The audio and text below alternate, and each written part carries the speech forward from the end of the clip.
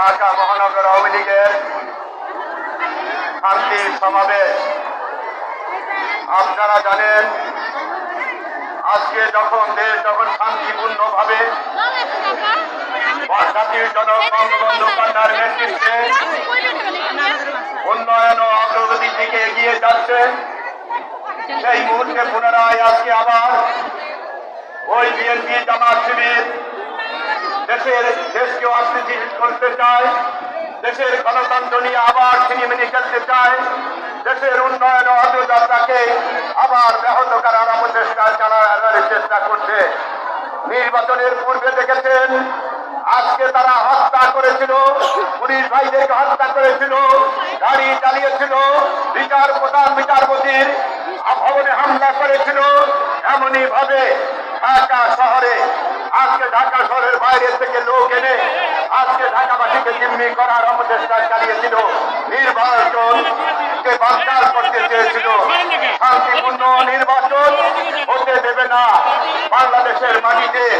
তাই তারা সেদিন ভোট চায় না, ক্ষমতা চায়, নির্বাচন চায় না। জামাত শিবির বিএনপি আজকে ক্ষমতায় যেতে চায়। বাংলার মানুষ এটা হতে দেয়নি। শান্তিপূর্ণ নির্বাচন হয়েছে। আজকে আপনারা দেখেছেন, সেদিন শান্তিপূর্ণভাবে সারা দেশের মানুষ, বাংলাদেশের মানুষ অংশগ্রহণ করেছিল নির্বাচনে। জাতির জনক বঙ্গবন্ধু কন্যা স্বাধীনতার পক্ষের শক্তি আওয়ামী লীগকে পুনরায় নির্বাচিত করেছিল।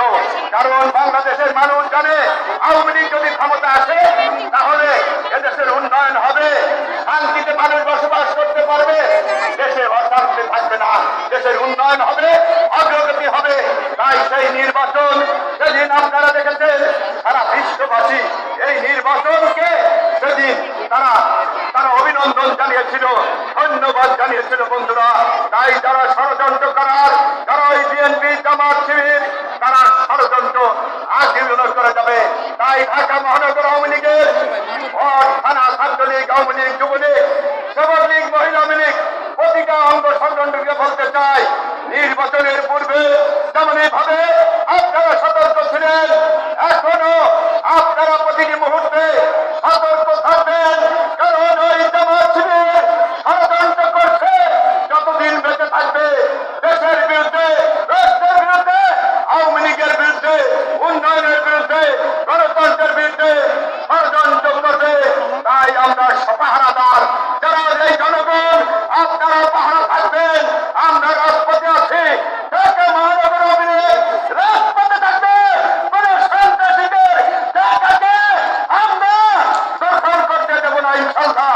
তাই আজকে সেই লক্ষ্যে আজকে আমাদের এই জনসভা।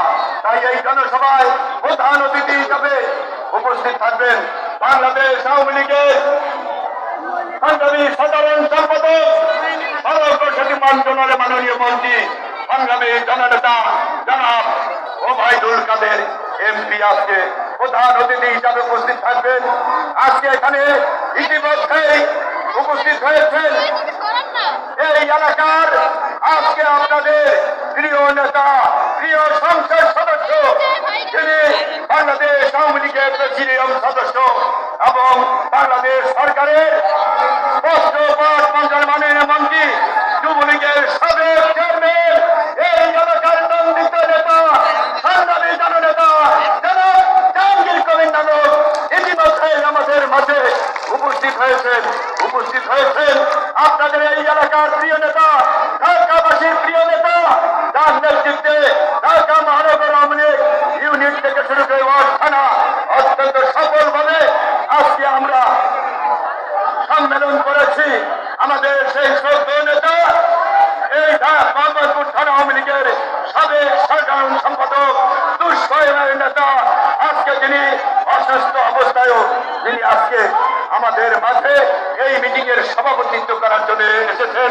ঢাকা মহানগর আওয়ামী লীগের সংগ্রামী সভাপতি, সংগ্রামী জননেতা জনাব শেখ ফজলুর রহমান ফজলু ভাই ইতিমধ্যে আমাদের মধ্যে উপস্থিত হয়েছেন। মহানগর আওয়ামী লীগের সহ সভাপতি, সাবেক সংসদ সদস্য জনাব সাদেক খানের সাবেক এমপি উপস্থিত হয়েছেন। মহানগর আওয়ামী লীগের নেতৃত্ব, এই এলাকার ওয়ার্ড থানার নেতৃবৃন্দ, সকলে উপস্থিত হয়েছে। তাই আজকে এই সভায়